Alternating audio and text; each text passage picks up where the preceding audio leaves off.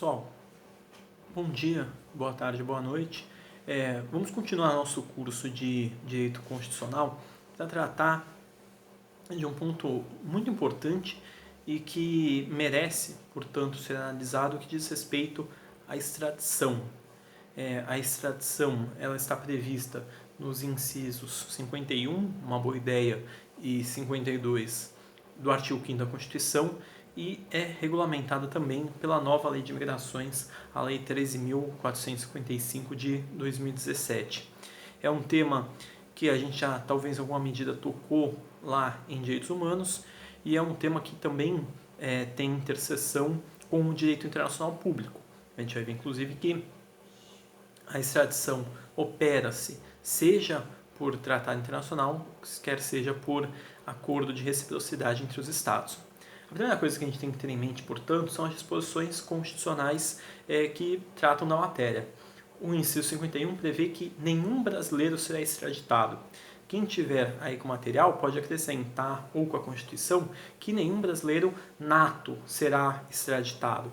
Essa primeira parte, essa primeira oração do inciso 51, de que nenhum brasileiro será extraditado, tem aplicação exclusiva ao brasileiro nato. E por que isso? Porque a Constituição continua, salvo o naturalizado. Se, pessoal, só existem dois tipos de brasileiros, o nato e o naturalizado, quando a Constituição excepciona o naturalizado, a consequência lógica, o que a gente pode concluir à luz principalmente de conceitos hermenêuticos, é de que a Constituição, naquela primeira parte, inciso 51, naquela primeira parte, refere-se exclusivamente ao brasileiro nato. Então, nenhum brasileiro nato será extraditado, salvo o naturalizado. E aí aqui, por mais que a nacionalidade seja um ponto de direito constitucional e que nós vamos inevitavelmente estudar mais adiante, o brasileiro nato é aquele que, com nascimento, recebe a nacionalidade brasileira, ou seja, aquele que originalmente é brasileiro. O naturalizado é aquele que adquire a nacionalidade brasileira de forma derivada, ou seja, já tinha uma nacionalidade ou até não tinha, era apátrida, mas de qualquer forma não adquiriu de forma originária a nacionalidade brasileira, a adquiriu depois e, portanto, naturalizou-se brasileiro. Para quem quiser se antecipar, analise o artigo 12 da Constituição Federal, que trata da temática. Mas, repito, é matéria de direito constitucional e é matéria que será por nós abordada oportunamente, certo? Então, vencida essa questão, a gente continua. Salvo naturalizado, em caso de crime comum praticado antes da naturalização. Nós já falamos também, e salvo o melhor juízo em direitos humanos, que, dentre algumas divisões que existem dos crimes, uma delas é de que esses crimes, eles podem ser, em geral, podem ser comuns, roubo, homicídio, extorsão mediante sequestro, peculato, qualquer sorte de crimes, ou podem ser políticos ou de opinião. Certo? Então a Constituição ela se refere aqui a esses crimes que não são políticos e não são de opinião, praticados antes da naturalização, ou seja, cometi um crime, me naturalizei brasileiro. Serei extraditado? Sim ou não? Repito, pratiquei um crime, obtive a naturalização e aí sobreveio um pedido de um Estado para que eu seja extraditado. Se o crime foi cometido antes da naturalização brasileira, sim, nos termos do 51, serei extraditado. Só que o inciso não acabou ainda. Ou de comprovado envolvimento em tráfico ilícito de entorpecentes e drogas afins na forma da lei. Aqui, o tráfico ilícito de entorpecentes é a qualquer tempo. E é o segundo acréscimo que vocês devem fazer. O primeiro em relação ao brasileiro nato, que será extraditado, e aqui, ou de comprovado envolvimento em tráfico ilícito de entorpecentes e drogas afins a qualquer tempo, ou seja, antes ou depois da naturalização, pouco importa. Se o indivíduo cometeu esse crime de tráfico ilícito de entorpecentes, será sim extraditado. Repito, antes ou depois da naturalização, pouco importa. A regra, portanto, ou as regras são de que brasileiro nato nunca será extraditado, nunca, em hipótese alguma. Segunda regra, que brasileiro naturalizado, em regra, só será extraditado por crime comum cometido antes da naturalização. E a terceira regra, que em se tratando de brasileiro naturalizado que cometeu tráfico ilícito de entorpecentes, pouco importa quando o crime foi cometido, se antes ou depois da naturalização, será ele, de qualquer forma, extraditado. Certo? E a gente continua. O inciso 52 prevê o seguinte, que não será concedida extradição de estrangeiro, e aí, friso, a Constituição se refere a estrangeiro, quando tiver ele cometido crime político ou crime de opinião. Aqui, especificamente, destaquem no material de vocês que estamos falando de estrangeiro, diferentemente do que falávamos anteriormente que envolvia brasileiros. Nesse caso, o STF fixou um conceito interessante sobre crime político. Segundo o STF, na decisão da extradição 700, caracteriza-se como aquele crime que é realizado com motivação, ou seja, com ânimo, e objetivos políticos de um lado, que é o elemento subjetivo, ou seja, o que me leva a cometê-lo e o que eu pretendo tem um caráter político. E de outro lado, com a lesão real ou potencial a valores fundamentais da organização política do Estado. Ou seja, no crime político, eu transcendo o mero crime, o crime comum. A minha intenção aqui não é simplesmente roubar, não é simplesmente matar. Há uma intenção muito maior por trás disso, que é atingir a própria estrutura do Estado. Então, se eu planto uma bomba, por exemplo, no Banco Central, ou na esplanada dos ministérios, com o objetivo de enfraquecer o Estado, de expor suas fraquezas, de colocar a opinião pública contra ele, consequentemente eu cometo um crime político havendo essa motivação. Então, para que o crime político exista, é necessário que se verifique tanto esse elemento objetivo quanto elemento subjetivo. A regra é de que esses crimes eles são assim considerados em contexto de repressão, em contexto de ditadura. No entanto, e eu sei que foi essa tese que eu coloquei para vocês, a gente pode dar mais um passo e pensar que não só pode uma pessoa com o objetivo de enfraquecer o Estado, porque é contra o governo que atualmente se encontra no poder, praticar atos que sejam considerados crimes políticos. Mas aí a gente não pode tolerar crime de opinião. O crime político até pode ser tolerado sim, se presentes esses dois elementos. O crime de opinião nunca, porque viola a liberdade de expressão. E, além disso, a regra de fato é de que se verifiquem esses crimes, se verifique a imputabilidade em relação ao cometimento desses crimes a pessoas que estão envolvidas num contexto de repressão, de ditadura, onde o exercício da opinião política, o exercício dos direitos políticos em si mesmos são flagrantemente limitados, certo? Então, aqui nós falamos quem pode e quem não pode ser extraditado. O que nós não falamos é o que é a extradição. A Constituição ela só dá balizas em relação ao elemento pessoal da extradição, que é quem pode ou não ser extraditado, mas ela não fala da extradição em si. E é o que nos cumpre analisar agora. E a primeira coisa que a gente tem que ter em mente é o conceito. A extradição consiste no envio de uma pessoa de um estado para outro, a requerimento deste outro, para que ali cumpra pena ou responda a processo criminal. Então, a extradição ela só se opera mediante requerimento, ou seja, tem uma pessoa que fugiu do meu país, que responde a um processo judicial e eu descubro que ela se encontra na Itália. Eu sou, por exemplo, brasileiro. E aí eu me dirijo às autoridades italianas e solicito a extradição daquele indivíduo. Ou seja, eu aviso, olha, governo italiano, há uma pessoa que estava sob a minha jurisdição, conseguiu fugir, se encontra em seu território, gostaria de tê-la de volta no meu território para que responda ao processo criminal número tal que já está em curso. Ou seja, a extradição depende de requerimento de um Estado para outro. Segundo, ela só se aplica a questões penais, certo?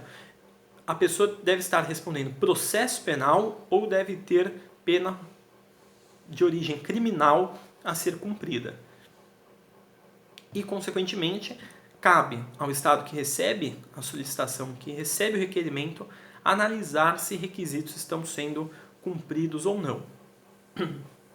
Aqui, no ordenamento jurídico brasileiro, cabe ao STF verificar a presença desses requisitos e, caso negue, porque não estão presentes, a pessoa não vai ser extraditada, a pessoa cujo Estado estrangeiro requer a extradição, e por outro lado, caso estejam presentes os requisitos, envia ao Presidente da República, que é quem pratica atos de direito internacional, a extradição é um ato de direito internacional, envia ao Presidente para que decida sobre se a pessoa deve ou não ser extraditada. Então, o STF ele faz um juízo de delibação, ele verifica a presença dos requisitos para tanto.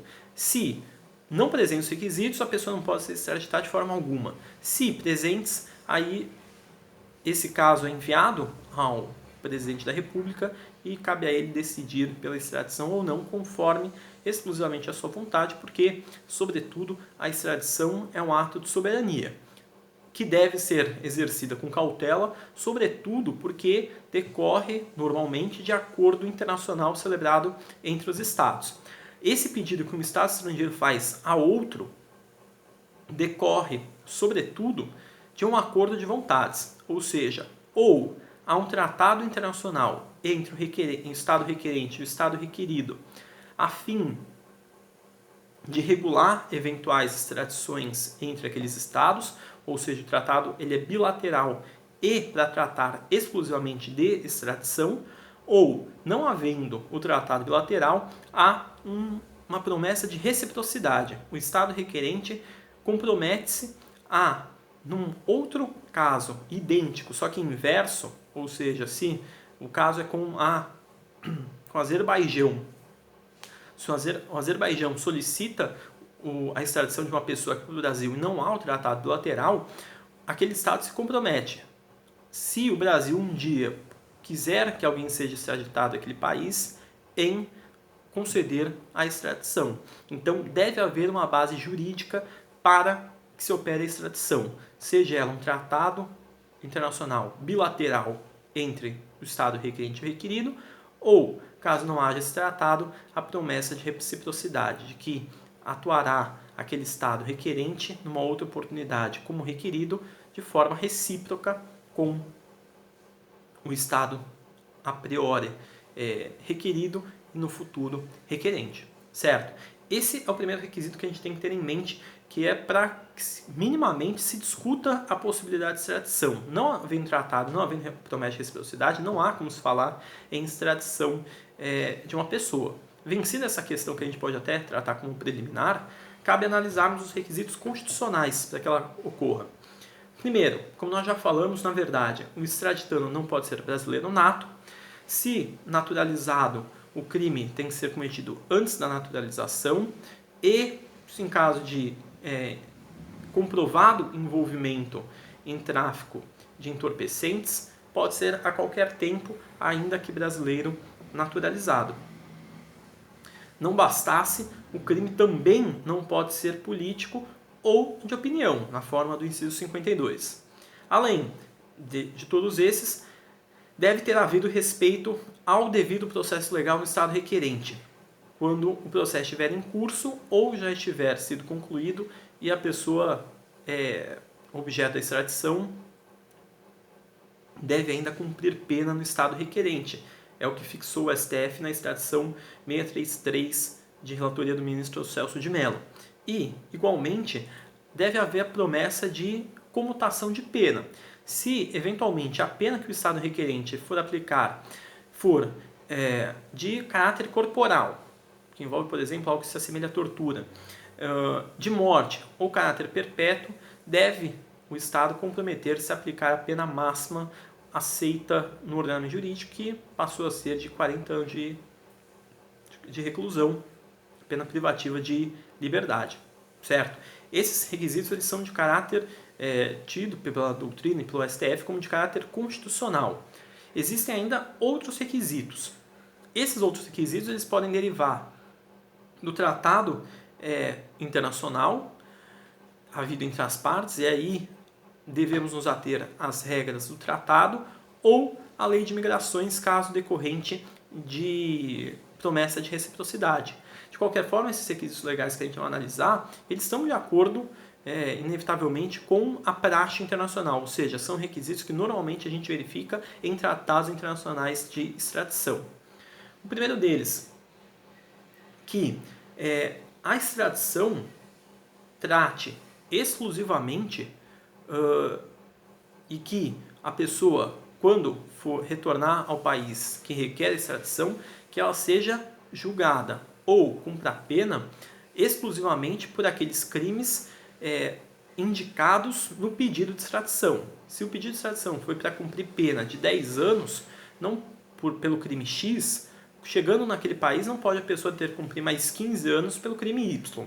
Ou seja, deve haver uma boa-fé e até que a gente pode chamar aqui forçosamente um pacta sunt servanda, mas na verdade do cumprimento daquilo que foi fixado no documento em que solicita um Estado a extradição do indivíduo. Então, se é o crime tal ou a pena tal, que se cumpra ou que se responda exclusivamente processo pelo crime tal ou cumpra a pena também tal, conforme o requerimento.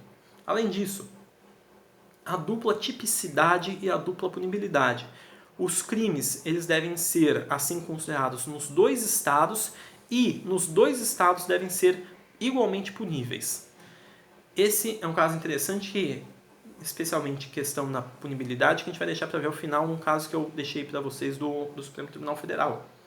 Além disso, caso o Brasil possa eventualmente julgar o indivíduo, o fará em detrimento da extradição, caso eventualmente o judiciário brasileiro seja competente. Além disso, proibição de ne bis in idem, ou seja, se a pessoa já cumpriu pena e ainda assim o Estado solicita extradição para que cumpra nova pena pelo mesmo crime, deve o Brasil indeferir o pedido, deve o STF indeferi-lo. Proibição do juízo de exceção, caso tenha conhecimento a autoridade brasileira de que a pessoa será submetida a um juízo ou tribunal de exceção, não deve igualmente extraditá-la. O crime deve ser grave, com pena superior a pelo menos 2 anos. E, finalmente, deve o Estado requerente realizar a detração. Se o indivíduo ficou preso aqui 3 anos no Brasil até ser extraditado e lá tinha que cumprir pena de 8, deve-se realizar a detração, ou seja, a subtração daquilo que ele já ficou preso em relação à pena que tem que cumprir, cabendo, portanto, cumprir a pena de 5 anos. Verificados os requisitos aqui mencionados, tanto constitucionais quanto legais, cabe ao STF verificar se é o caso de realizar a extradição. Se verificados que todos os requisitos estão presentes, o STF defere o pedido de extradição e envia caso ao presidente da República, que é quem vai dar a última palavra, para confirmar ou não a extradição do indivíduo. É uma decisão de soberania do Estado, mas que, repito, deve ser tomada com cautela, sobretudo porque envolve, por exemplo, um tratado internacional que pode, caso presente os requisitos no tratado também, configurar uma violação de direito internacional. Certo, gente? E para nós encerrarmos, em primeiro lugar, a súmula 421 não impede a extradição, a circunstância de ser o extraditando, ou seja, a pessoa objeto da extradição casada com um brasileiro ou ter filho brasileiro. Uma questão bastante óbvia, já que a nacionalidade é relevante para o extraditando e não para cônjuge ou para filho. E aí sim, a segunda decisão que merece uma análise um pouco mais detida é essa extradição que eu deixei para vocês, que diz respeito à Argentina e ao envio de um argentino para aquele país para responder a processo judicial. Eu destaco que, nesse caso, segundo o direito argentino, os crimes que o indivíduo teria cometido são crimes chamados de lesa humanidade, também chamados de crimes contra a humanidade. E aí no ordenamento jurídico argentino, lá no Código Penal deles, uma disposição que diz que crimes considerados como contra a humanidade ou de lesa humanidade são imprescritíveis. Ocorre, contudo, que aqui no Brasil, essa imprescritibilidade ela é exceção. E a gente vai ver que a Constituição traz hipótese, mas é exceção. Inclusive, entende-se que no Brasil existe um direito fundamental à prescrição. Ou seja, existe um direito de que o Estado adote as medidas processuais cabíveis por um certo período de tempo e que, se ele não adotar, é porque não houve interesse e a pessoa não pode viver à sombra daquele possível processo penal a ser intentado contra si. Então, nesse caso específico, os crimes cometidos pelo extraditando ocorreram em 1973 a 1974, ou seja, já teriam, à época da decisão, bem mais de 20 anos, quase 30 anos do cometimento dos delitos e, consequentemente, já estariam prescritos, porque o prazo máximo de prescrição no direito brasileiro é de 20 anos. Então, os crimes estariam inevitavelmente prescritos. E aí a controvérsia que se colocou, em síntese, é a seguinte: para o ministro Edson Fachin, não poderia ser um indivíduo extraditado, deveria ser um indivíduo extraditado, porque tratava-se de crime contra a humanidade, assim reconhecido pelo ordenamento jurídico argentino. A Convenção Internacional falando da imprescritibilidade de crimes, que o Brasil não ratificou, mas dada a gravidade desses delitos cometidos, não deveria o argentino, o extraditando, ficar impune, se privilegiar do nosso ordenamento jurídico para não responder um processo penal lá na Argentina. Ele, inclusive, o ministro Edson Fachin, ele dialoga com a convenção existente, o Tratado Internacional existente entre o Brasil e a Argentina, para fundamentar que não caberia o Brasil valer-se de uma lei interna para não cumprir o Tratado de Extradição. No entanto, o ministro Teori Zavascki, já falecido, ele apresenta opinião em sentido contrário e que é vencedora. E a argumentação dele é bem singela. O Brasil não aderiu a essa convenção sobre imprescritibilidade de crimes contra a humanidade e apenas a lei interna pode dispor sobre prescritibilidade de crimes, ou seja, pouco importa o que diz a ordem jurídica argentina, o Brasil não se submeteu a essa convenção, então, somados esses dois argumentos, não há que se falar em imprescritibilidade dos crimes cometidos pelo extraditando, de modo que, consequentemente, aplica-se a prescrição, não há violação da Convenção de Viena e, portanto, não deveria, como não foi, ser o extraditando enviado à Argentina. Esse caso ele é extremamente interessante. A quem tiver interesse, o número da extradição está disponível na própria ementa e traz, sobretudo, uma discussão relevante sobre a aplicação do direito internacional, reconhecimento de crimes contra a humanidade e como devem ser tratados. Aqui, no caso concreto, o Brasil, o STF entendeu que pouco importa essa qualificação por parte do Estado argentino, que o que se sobrepõe é o direito interno. Então o Brasil olha para o seu direito interno e opõe ele tanto à Convenção, ao costume internacional sobre imprescritibilidade, bem como às disposições de direito argentino. Pessoal, dúvidas no fórum, respondam o questionário, sobretudo estudem e até mais.